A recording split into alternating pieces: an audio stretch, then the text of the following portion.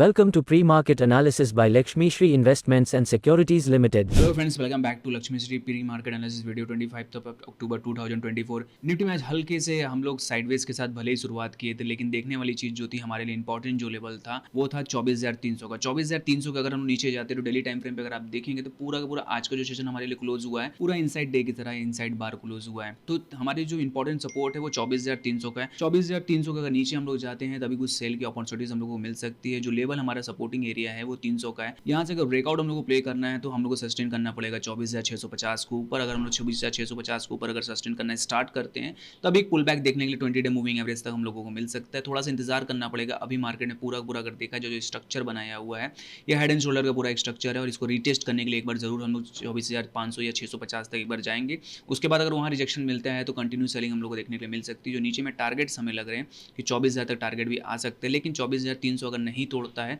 तब के लिए इंतजार थोड़ा करना पड़ेगा। अगर 24,300 को हम लोग ब्रेक करते हैं तो इमीडिएट में जो हमारा टारगेट रहेगा वो 24,000 आता हुआ दिख सकता है निफ्टी में। बैंक निफ्टी की बात करें तो निफ्टी के अगेंस्ट बैंक निफ्टी में अच्छी खासी स्ट्रेंथ देखने के लिए मिली। अगर देखा जाए तो हमारा जो डेली 1 आवर टाइम फ्रेम था उसको हम लोगों ने बहुत अच्छे से सपोर्ट किया। अगर जिस हिसाब से हम लोगों ने बात किया था, पहले ही बताया था कि हमारे जो इंपॉर्टेंट सपोर्ट एरिया रहेगा 51,300 का रहेगा। 51,300 से हमने बाउंस बैक करते हुए देखे तो ऊपर में जो हमने हाई लगाया था 51,890 तक हम लोगों ने हाई भी टच कर लिया है। अब कल के सेशन में क्या कर सकते हैं, अगर कल के सेशन में हम लोगों को 20 डे मूविंग एवरेज हमारी जो दूरी बहुत है 51,800 के अगर आसपास हम लोगों को कल गैप अप के साथ अगर ओपन करते हैं तो इमीडिएट में बाउंस बैक थोड़ा सा देखने के लिए मिल सकता है। टारगेट हल्के से अभी अपसाइड जाती हुई दिख रही है जो कि 52,200 तक लग रहा है कि टारगेट हम लोग अचीव कर सकते हैं। इसलिए एचडीएफसी बैंक अगर चार्ट देखेंगे तो उसमें एक अच्छी खासी स्ट्रेंथ दिख रही है, अभी भी बाइंग पोजीशन बनी हुई है। तो लग रहा है 52,200 का 300 का जो टारगेट्स हमारा वो टारगेट भी आता हुआ दिख जाएगा। सपोर्टिंग एरिया हमारे लिए जो बन के आ रहा है वो 51,400 का रहेगा। 51,400 अगर नीचे हम लोग जाते हैं तो इमीडिएट में सेलिंग देखने के लिए मिल सकता है। बैंक निफ्टी में टारगेट डाउन साइड ओपन है, अभी भी 50,500 के जो टारगेट लग रहे हैं ये टारगेट भी आते हुए दिख सकते हैं। फिन निफ्टी की बात करें तो फिन निफ्टी में बैंक निफ्टी में जिस हिसाब से तेजी उसी तरीके से फिन निफ्टी में बाउंस बैक हम लोगों को मिला।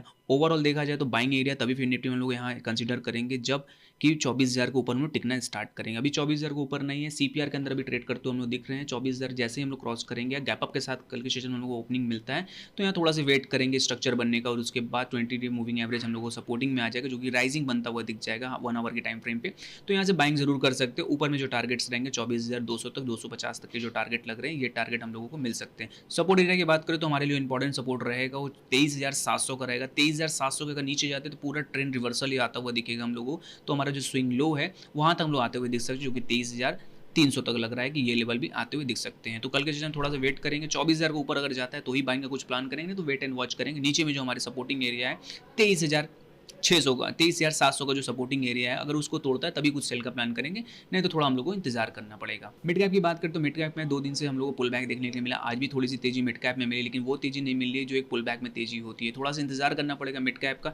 12,650 का अगर ऊपर मिड कैप में कल के सेशन में ओपन होता है तो जरूर बाइंड करेंगे। 20 डे मूविंग एवरेज से दूरी होगी तो थोड़ा सा कैप्चर करने इसको हम जा सकते हैं कि जो 12,950 13,100 तक जो टारगेट लग रहा है ये टारगेट भी हम लोग अचीव करते हुए दिख सकते हैं। लेकिन बट इसके लिए थोड़ा सा रिवर्सल हम लोगों को चाहिए जो कि 15 मिनट के चार्ट में आप लोग रिवर्सल देखने के लिए मिल सकता है। लेकिन ये रिवर्सल तभी कंटिन्यू होगा जब आवरली टाइम और 4 आवर के टाइम फ्रेम पे हम लोग ब्रेकआउट करेंगे। ब्रेकआउट एरिया तभी हम लोग को कंसीडर होगा जब 12,650 के ऊपर अगर कैंडल क्लोज करेंगे तभी ये ब्रेकआउट माना जाएगा। तो थोड़ा सा इंतजार कीजिए। 12,650 के ऊपर अगर बैंड मिड कैप निकलता है तो बाइंड करेंगे। टारगेट्स हमारे जो अपसाइड रहेंगे 12,950 तो 13,000 तक के टारगेट लग रहे हैं, यहाँ तक जाते हुए दिख सकते हैं। सपोर्टिंग जोन हमारे लिए अभी भी जो बन के आ रहा है वो है 12,400 का। जब तक उसके नीचे नहीं जाते हैं सेलिंग कुछ नहीं करेंगे, वेट एंड वॉच करेंगे। हो सकता है 1-2 सेशन में इनसाइड डे हम लोगों को मिल जाए और उसके बाद ही कुछ अच्छी तेजी मिल सकती है मिड कैप में।